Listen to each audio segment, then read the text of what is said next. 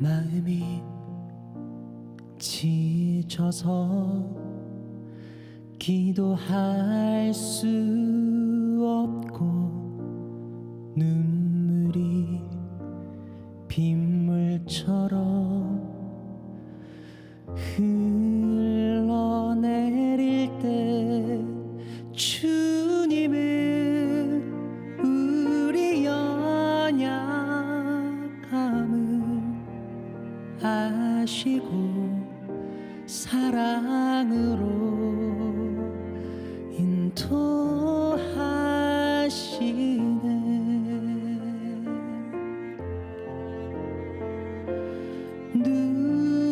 누군가 널 위하여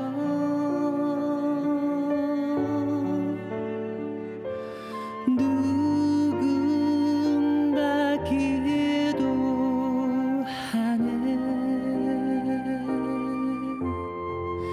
내가 홀로 외로워서 마음이 무너질 때 누군가 널 위해 기도하네.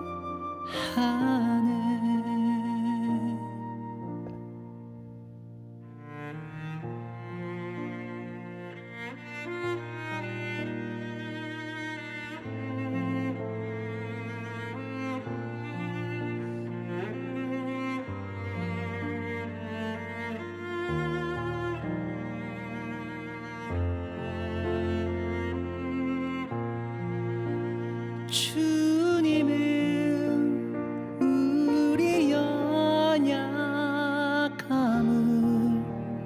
아시고 사랑으로 인도하시네.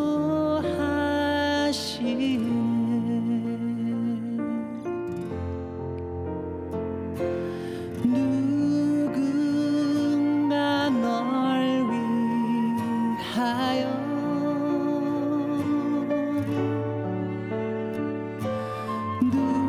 누군가 기도하네.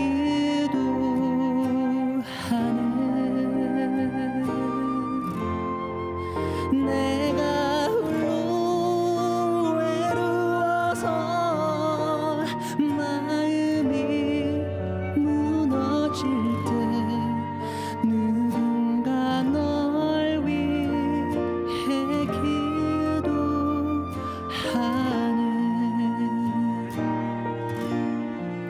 내가 홀로 외로워서 마음이 무너질 때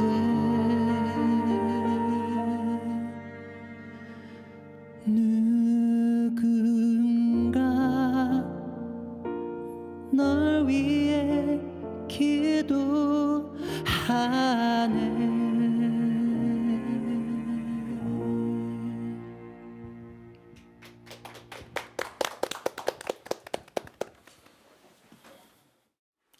안녕하세요. 생명수호에 대한 하느님의 가르침 토크 콘서트 for you 서울대교구 생명위원회 사무국장 박정우 후보신부입니다. 네, 안녕하세요. 생활성가 가수 최준익 막시모입니다. 반갑습니다. 네, 우리 교회가 몇 해 전 난민센터를 개소하겠다고 했을 때 적지 않은 반발에 부딪혔습니다. 그 벽은 아득히 높고도 두꺼웠습니다. 난민들은 자유인의 삶을 위해서도 싸워야 하지만 그보다 더 날카로운 편견의 시선과도 싸워야 합니다. 토크 콘서트 for you, 오늘은 난민의 삶, 난민을 바라보는 우리 사회의 시선에 대한 이야기를 나눠보겠습니다.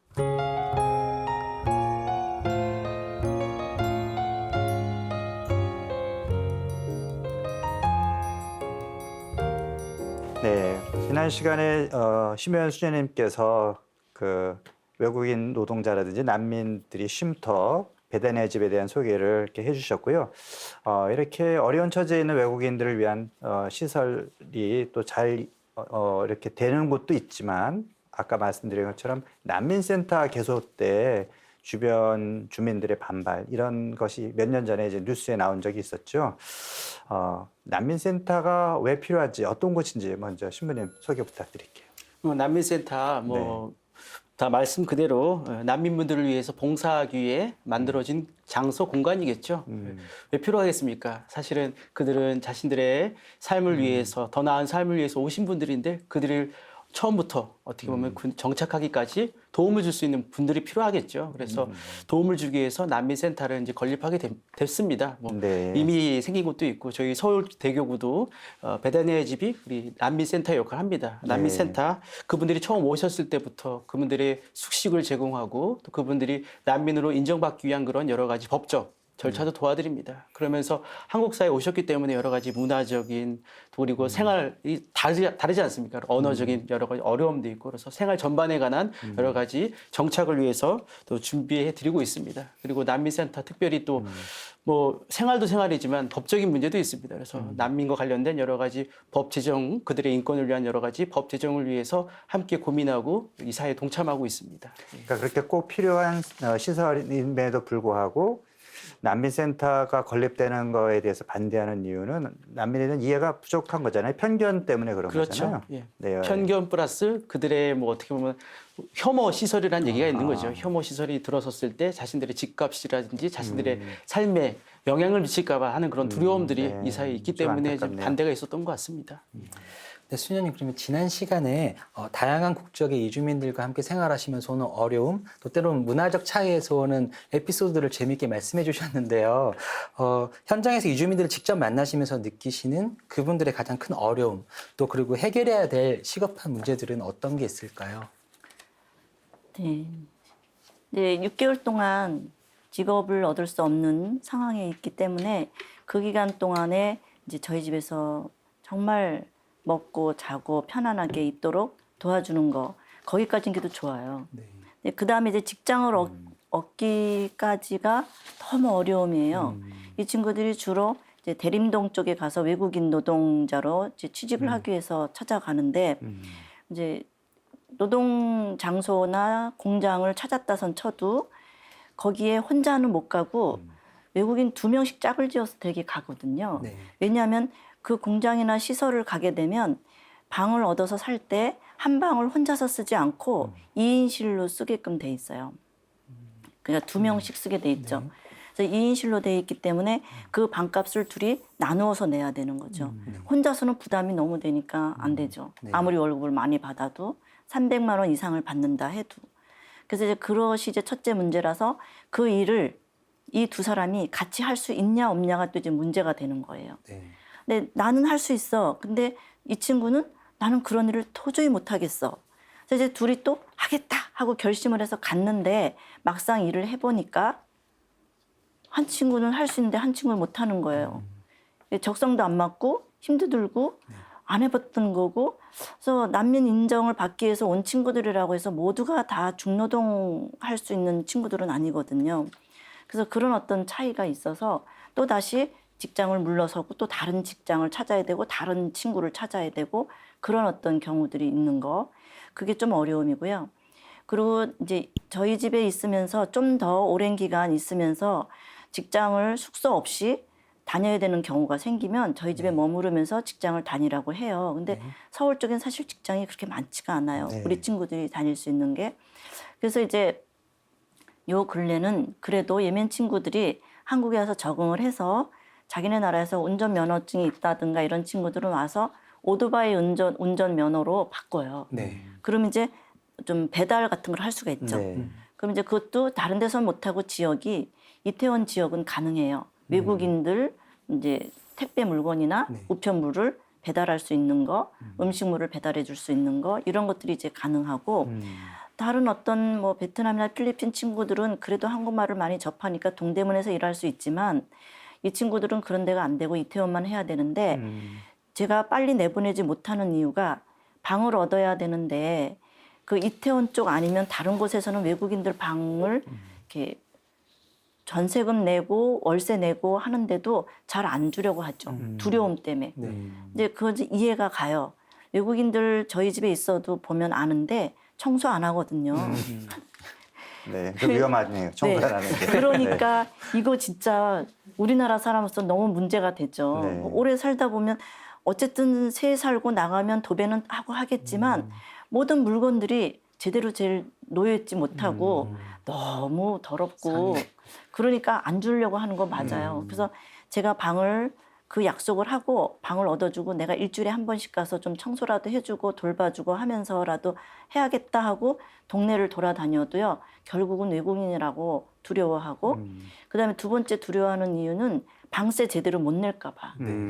그래서 제가 보증을 서줄 테니까 만약에 방세를 못 내게 되면 제가 꼬박꼬박 이 친구는 돈을 열심히 버는 친구라서 돈을 뭐 걱정 없이 보내드리겠다, 내겠다라고 해도 일단은 잘 안 돼요. 그래서 이 친구들이 눈치로 알아요. 그래서 수녀님 그냥 저희들 이태원에 가서 반 지하방 얻겠습니다. 그렇게 하고 그래서 내가 한번 가보겠다. 그러면 오시라고는 하는데 갈 때 이제 아무것도 없잖아요. 그러니까 옷걸이부터 시작해서 뭐 장소부터 시작해서 뭐 별걸 다 저는 이거 가져가도 돼요. 도마 이거 가져가도 되고. 아, 그래서 베다니아 집에 있는 거 네. 갖고. 내가 새 거로 사줄게. 그래서 새 거로 다 사서 아유, 통 크시네. 네. 그래가지고 작은 봉고차 네. 있잖아요. 네. 아니 봉고차 아니고 그 용달차? 네. 네, 이삿짐하는 그 용달차에다가 한 트럭 실어가지고 그렇게 해서 보내요. 그래서 이제 제가 다른 일이 없으면 같이 따라가서 봐주고 그 아저씨한테 짐도 다 날라주는 값을 또 다 따로 또 드리죠. 그렇게 해서 가도록 도와주는데 저하고 약속을 하면서 가요. 통장에 저축하기. 네. 그리고 저희 집에서 내보낼 때도 제가 기본적으로 통장을 검사를 해요. 그래서 500만 원 내지 1000만 원이 있어야 나간다. 이렇게 했기 때문에 거의 한 600에서 800 정도를 저축해 놓고 그리고 나머지 돈은 자기 고향에 다 보냈기 때문에 없어요. 그리고 자기는 한 달에 30만 원에서 50만 원 쓰면 되니까 그 돈을 조금 모아놔서 이제 새로운 집을 나가죠. 근데 이제 어때 너무 기특할 때는 이런 친구들도 있었어요. 너가 지금 600만 원밖에 저축을 안 했는데 집에다 너무 많이 보낸 거 아니냐. 그러니까 800만 원 될 때까지 한 달만 좀 더 살아라 이렇게 하면요. 뭐라냐면 아니에요. 저가 처음에 와서 너무 힘들 때 이렇게 편하게 살았기 때문에 지금 현재 저보다 더 어려운 친구들이 있다면 이 방을 쓰게끔 제가 빨리 나가는 게 좋을 것 같아요. 라고 하고 그쪽 이태원에 가서도 혼자서 500만 원 보증금에 35만 원 월세를 내고 있는데 그 돈도 되도록이면 조금 내려고 둘이서 방을 한 방을 같이 쓰는 거예요. 그런데 집주인한테 들키면 안 되죠. 집주인한테 들키지 않도록 조심해라. 그렇게 하고 만약에 들키면 수임한테 연락해라. 이렇게 하죠. 그래서 이제 저희 집에 무슨 같이 어떤 날이 있어서 파티하고 그럴 때는 놀러 와서 그런 이야기들을 하고 뭐 쓰레기 봉투도 지역이 틀리니까 지구 거는 못 가져가는데 일반 플라스틱 뭐 비누 이런 거 버리는 비누 같은 거는 수현님 이거 저 좀 가져가도 되고 하여 한 뭉치 가져가라 이렇게 하고 주거든요. 그래서 그런 친구들이 있을 때 참 뿌듯하고 좋고 네. 그런 것이 있어요. 네, 그리고 예. 이제 외국인 노동자들 중에 이제 우리가 불법 체류자다 이렇게 부르는 사람들도 있고 또 그냥 난민들 중에도 혹시나 이제 우리나라에 들어와서 정식으로 인정을 못 받으면 또 불법 체류자가 되는 걸 텐데 우리가 불법 체류자라는 그런 표현을 쓰는 그 사람들에서 어떻게 이해를 해야 되는지 한번 말씀 좀 부탁드립니다. 신부님이 이제 딱 불법 체류자 했을 때 네. 딱 드는 느낌이 어떻습니까?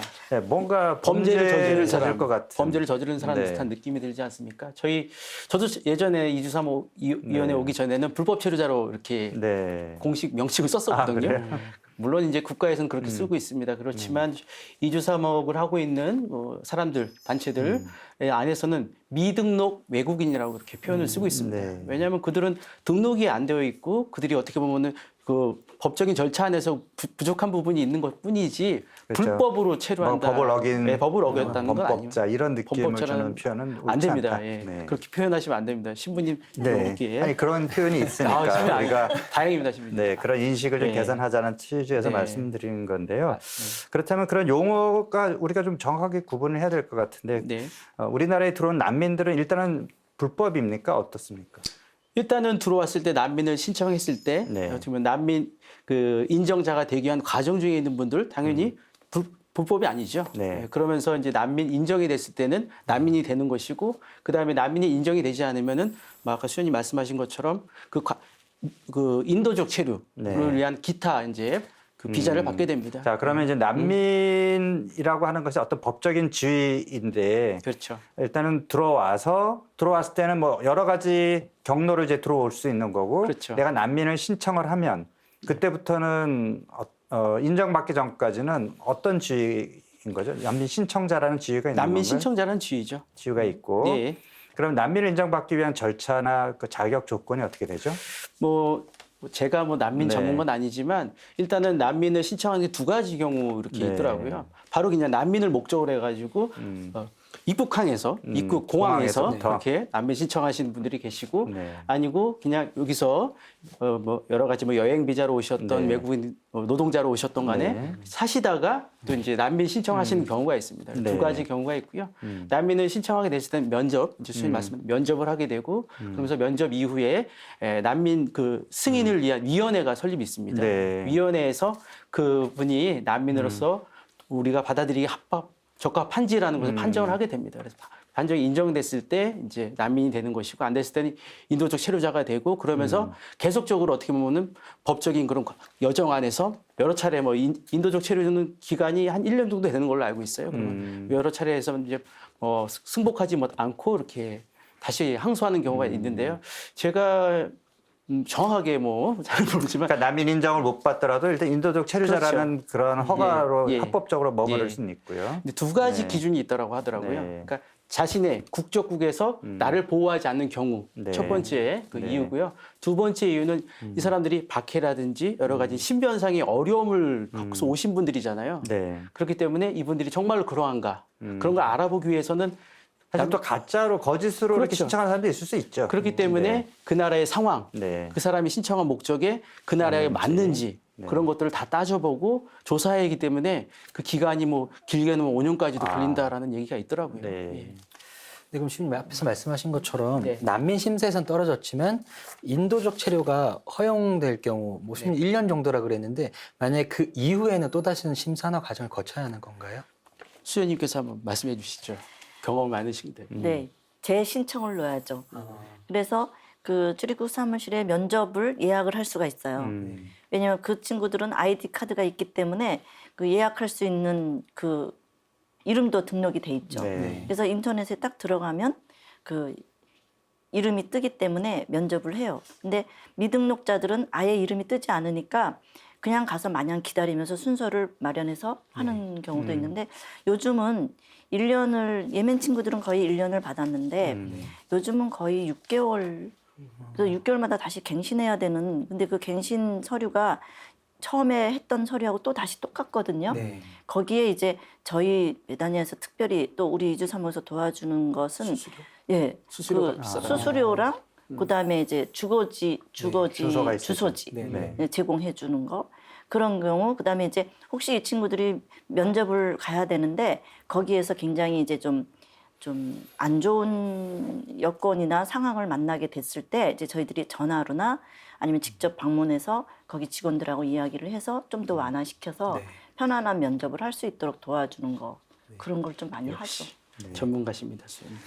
수현님, 그러면 이제 난민의 지위를 얻지 못하더라도 네. 그 인도적 체류가 허용이 되면 어느 정도 좀 안정적으로 지낼 수 있는 건가요? 네. 그러면 인도적 국가에서 체류- 어떤 혜택이 있나요? 6개월이 처음 들어와서 6개월 이후면은 이제 그 인도적 체류 난민 신청을 받아서 허가가 떨어지면 이제 저희들이 주로 이제 지원 비자라고 해서 비자를 받게 된 거잖아요. 네. 그러니까 직장을 얻을 수가 있다. 그거를 이제 패스포드에 어떻게 나오냐면 활동 가능한 사람이라고 도장이 찍혀요. 네. 그거를 이제 출입국에 가서 받아가지고 오면 이 친구들은 안전하게 직장을 얻을 수 있고 그다음에 직장도 정식 직장을 가서 그 사업자 등록 번호라든지 뭐 인증 그런 거를 해서 서류를 집어넣으면 이 친구들은 1년 정도 안정되죠. 근데 직장을 늦게 얻어서 1년 동안 직장에 계약이 됐다선 쳐도 중간에 인도적 체류 기간이 끝나면 다시 그 서류를 그 사장님이나 누구한테 얻어서 다시 사업자한테 얻어서 다시 또 집어넣어야 되는 그런 불편이 있어요. 네. 그러면은 어쨌든 고용보험이라든지 뭐 의료보험 이런 혜택도 받을 수 있는 그렇죠. 거고요. 네. 그리고 이제 본인들도 주민세를 내고 살아요. 아, 세금도 내고 그렇구나. 네, 우리 시민들하고 네, 똑같이 사는 네. 거예요. 네, 어쨌든 그런데 이게 한정된 기간이니까 그렇죠. 그게 좀 어려운 불안한 거죠. 그런 상황이고요.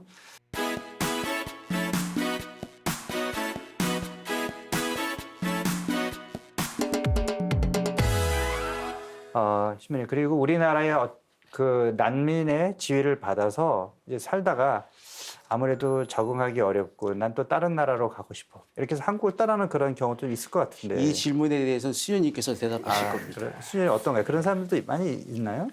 저희들은 사실 정식 난민을 만날 기회가 없어요. 네. 왜냐하면 너무 적은 숫자이기 때문에 아, 네. 어디에서 만날 수 있다라고 저희들은 그러니까 정부에서 난민 지위를 인정해주는 네. 사람이 많지가 않으니까, 많지 않으니까. 기다리다가 끝나는 경우가 그쵸. 많겠네요. 그래서 저희들은 주로 만나는 친구들이 인도적 체류 난민들을 만나거든요. 네. 어저께 우리 얘기했거든요. 네. 난민이었다가 재상국 가는 이유 사고 치거나 이제 그런 경우는 이제 그렇지만 범법으로 인도적 저지르거나. 체류자들은 아예 그런 데를 가지를 못해요. 그러니까 그 인도적 체류자 여권을 갖고 있는데 외국에 나가면 뭔가 불이익이 그쵸. 다시 시작해야 된다는 말이 그러면은 새로운 뭔가 법적인 절차를 밟아야 그래서 되는 갔다가 거예요. 들어올 때 우리나라에서 이제 걸리는 거죠. 너 무슨 돈에서 어떻게 해갖고 외국을 아. 갔다 왔냐 이렇게 되니까 여행을 아예 포기하고 있는 거예요. 네. 근데 이제 난민이 만약에 우리나라에서 이제 어디로 추방을 당한다 뭐 이렇게 됐을 경우에는 시민이 말씀한 대로 범법자나 그렇게 되는 거죠. 다른 사람들은 그렇게 그리고 되는 제3국으로 경우는 이동하는 거 수연이 말씀하셨지만 범법을 저질러서 우리 사회에 무리를 일으키게 되면 난민의 지위를 당연히 그런데 아예 한국이 싫어서 떠나는 경우 그런 경우는 제가 보기에는 일단 이민의 목적이 더 나은 삶을 보장받기 그렇죠. 위해서 가지 않습니까? 그러니까 제가 듣기로도 매우 가정 들었어요. 근데 여기서 사는 것보다는 유럽의 또 어느 지인이나 나라 다른 가족 중에 다른 나라의 난민으로 예. 살다 보니 그쪽으로 거기가 가서 좋겠다. 정착하는 게 아이 교육에도 좋겠고 뭐 돈을 버는데 좋겠고 그리고 또 사실은 우리나라가 요즘에 그 경제적인 수준이라든지 집을 네. 얻기에 힘들지 않습니까? 네. 그래서 대가족에 있는 어느 난민 가족이 다른 나라로 가고자 하는 그런 마음이 있다라고 하더라고요. 그래서 그런 의미로도 그렇군요. 어떻게 보면 제3국형을 택할 수 있겠다. 네, 신부님 그리고 우리 이주사목위원회에서는 이런 뭐 이주민, 뭐 난민들을 위해서 지금 쉼터 말고도 다른 여러 가지 또 이렇게 사목적인 지원을 해주는 걸 알고 있는데요. 네. 다른 어떤 활동에 대해서도 좀 소개 좀 해주시죠. 예, 이번이 뭐 특별하게 난민에 대한 이야기이기 네. 때문에 다른 이주민들에 대한 상황은 말씀 못 드렸는데요. 네. 베다니의 집은 우리 특별히 난민들을 위한 쉼터로서 지금 많이 사용되어지고 있습니다. 우리 이주사목위원회는 일단은 상담을 하게 되죠. 네. 이제 여러 가지 그 가정 안에서의 여러 가지 문제라든지 가정 폭력에 의한 문제도 있고 또 다 이제 외국인 또 이게 결혼 이주민들, 외국인 그렇죠. 며느리들도 네. 뭐 가정 폭력에 시달리는 경우도 있을 수 있을 것 같고요. 그렇죠. 뭐 네. 어느 가정이나 그런 거 없을 수 그런 뉴스를 많이 접하거든요. 예, 특별히 또 네. 이주민들의 가정 생활은 네. 뭐 뭐 언어도 안 통하고. 예, 언어도 안 통하고 또 다른 목적으로 또, 네. 또 결혼 이민 가정이 생기다 보니까 네. 불화가 좀 많이 일어나는 것 같습니다. 네. 그렇기 때문에 저희 이주민들을 안에서 가정 폭력을 겪고 나오시는 분들을 위해서 쉼터 두 군데를 하고 있습니다. 네. 1차 쉼터는 이제 바로 그냥 가정 폭력을 받고 나오신 분들이 아이와 함께 오셔가지고 네. 여러 가지 치료도 받으시고 법적인 네. 문제를 해결하는 그런 1차 쉼터가 있고요. 1차 쉼터 안에서 여러 가지 법적인 문제가 해결이 되고 안정이 됐을 때 이제 2차 쉼터에서 이제 모자 가정이 또 어머니가 또 아이들과 함께 삶을 준비할 수 있는 2차 쉼터도 이렇게 네. 마련되어 있습니다. 네. 이름을 여기서 밝힐 수는 없지만 1차 쉼터, 2차 쉼터라고 네. 이렇게 말씀드리고 싶고요. 그러면서 또 이제 뭐 결혼 이주민 가정 중에는 또 행복한 가정도 많지 않습니까? 네, 그렇기 네. 때문에 그 결혼 이민 가정 안에 아이들이 이제 자라나지 않습니까? 그래서 네, 네. 베들레헴 어린이집이라고요. 또 네. 엄마 아빠가 또 일하러 나가시기 때문에 아. 아이들을 위한 어린이집 같은 역할을 하는 네, 거군요. 어린이집이 있습니다. 아, 그러니까 어린이집이군요. 있습니다. 근데 예. 이제 외국인 이제 자녀. 네, 외국인 자녀들을 특별히 더 네. 또 이렇게 좀 환대하고 받아들이는. 네. 그리고 이제 아이들이 또 자라나게 되면은 지역 아동센터, 특별히 우리 이주민 가정을 위한 지역 아동센터, 우리 네, 우리 중학생, 공부방이라고 초등학생들 보통 공부방에 네. 그런 것들 좀 있고. 함께 하고 있습니다. 네. 뉴스에서 최근 접한 것 중에서 혹한의 지금 이주 노동자들이 비닐하우스에서 생활을 한다거나 아니면 또 다문화 가정에서 일어나는 말씀하신 것처럼 폭력이라든지 또 그 아이들이 집단 따돌림 같은 경우를 볼 수 있는데요. 참 가슴 아픈 일인데 이런 비슷한 사례들을 신부님이나 수녀님께서 직접 경험하시거나 겪으시거나 보신 적이 있으신지. 1차 쉼터에서 쉬고 이제 저희들 모든 것이 절차가 마무리되고 하면 2차 쉼터로 가는 경우가 있는데 2차 쉼터는 한 번 가면 기간이 오랫동안 걸리잖아요. 네. 그러니까 사실은 그 집이 좀 작아요, 신부님. 그래서 많은 식구들을 함께 살 수가 없어요. 그래서 조금 더 한 군데 더 마련해 주셔서 좀 더 넓어지긴 했지만 그래도 거기서 공동생활이 좀 안 되는 친구들이 있어요. 왜냐하면 집에서 폭력을 받았던 그런 자녀가 있는 엄마나 이런 사람들은 같은 외국인들끼리 엄마 아빠 또 엄마랑 아이들이 이렇게 살고 있어도 불안을 느끼고요. 네. 정신적인 문제가 생기기 때문에 아주 사소한 작은 것에도 굉장히 예민해서 같이 공동생활 못하는 경우가 있어요. 네. 그런 경우 모자 관계는 저희 집에 와서 이제 좀 머무르고 살고 그렇게 하고 직장을 얻어주고 안전하게 아이를 돌봐주고 이렇게. 근데 이제 그 아이들은 갓난아이는 안 되고요. 제가 갓난아이까지는 못 보겠더라고요. 그래서 학교 다니는 친구들을 봐주죠. 그래서 이제 그 친구가 이제 공부방에 우리 이주 사목에서 운영하는 공부방에 들려서 저녁 시간에 오면 엄마가 오기 전에 제가 숙제나 이런 것들 보고 네. 그다음에 씻었니 어쩌니 이렇게 해서 그 아이를 돌봐주는. 그다음에 엄마가 아침에 일찍 출근하면 그 아이가 학교 갈 때 몇 시에 깨워주고 그다음에 학교 가도록 도와주고 이런 일들을 하면서 네. 하니까 그런 어떤 면에서는 우리 이주사목에서 그런 일을 하는 게 필요하고 또 그런 일들을 도와줘야 될 상황들이 많이 생겨요. 네. 그렇군요. 네. 그리고 지금 베다니아 집에서는 물론 아이를 돌보지는 않지만 간혹 가다가 이렇게 좀 임신하거나 또 와서 지내다가 임신하는 그런 경우도 있나요? 저가 그게 너무 힘들었어요. 음. 의뢰는 굉장히 많이 오는데 음. 제가 다 감당할 수 없고 그다음에 어린이들을 위한 그런 시스템을 마련하려면 정말로 돈이 많이 필요해요. 기저귀도 너무 비싸더라고요. 분유도 너무 비싸. 제가 너무너무 놀래서 도대체 할 수가 없고 그래서 이제 중환자실이나 아니면 병원에서 퇴원하는 아기하고 엄마들이 오게 되는데 아, 그런 경우가 있었어요? 예, 있어요. 그래서 그런 경우에 잠깐 머무르게 하고 그러고 난 다음에는 다른 좀 아직 이주민을 위한 모자도 뭐 그런 장소가 잘 되어 있지 않기 때문에 제가 일부러 의뢰를 해서 부탁을 드려서 갔다가 아이들이 좀 오는 경우. 근데 지금 현재 갓난아이 낳아가지고 엄마가 지금 둘이 와서 계시거든요. 근데 그래서 이 아이들이 매달마다 병원 접종시켜야 되고 근데 그 엄마들은 다행히도 그런 어떤 도구들을 다 준비해가지고 온 엄마들이라서 조금 덜 손이 가요. 그런데 만약에 그런 것들이 아무것도 준비되지 않았을 때는 제가 뭐 별것을 다 준비해야 되는데 아무것도 모르니까 너무 어렵고 힘들더라고요. 그렇군요. 그래서 요즘은 그런 엄마와 아기의 의뢰가 아주 많이 와요. 아기를 낳아야 됩니다. 그다음에 아기를 길러야 됩니다. 유치원을 보내야 됩니다. 그런 경우가 많이 오죠. 네, 신부님 제가 자료를 보니까 이제 교황청에서 난민 이민을 위한 20가지 행동 지침 뭐 이런 문서를 발표를 한 것이 있는데 신부님 혹시 아시면 좀 소개 좀 해주세요. 아, 네. 예. 제가 듣기로 그리고 네. 제가 찾아봤는데 이게 2017년 9월에 나온 문건입니다. 네. 다 아시다시피 우리 가톨릭 교회는 다양한 다 어려운 분야 약자들과 함께 하고 있지만 우리 가톨릭 교회는 수세기 동안 이동하는 사람들, 이주민들에 대해서 도움을 베풀고 또 가톨릭 사목적 특별한 관심을 이렇게 가져오면서 살아왔습니다. 그러면서 이 근래에 뭐 정상적인 자유롭고 또 그리고 질서 정연한 이동도 이주민들도 있긴 하지만 잘 아시다시피 오늘 또 난민 이야기도 계속 하고 있는데요. 특별히 엄청난 수의 사람들 박해와 또 폭력이라든지 또 자연재해 또 빈곤이란 재난 속에서 어쩔 수 없이 그냥 강제적으로 네. 나오는 이주민들이 난민들이 이렇게 발생하게 됐습니다. 되고 있고요.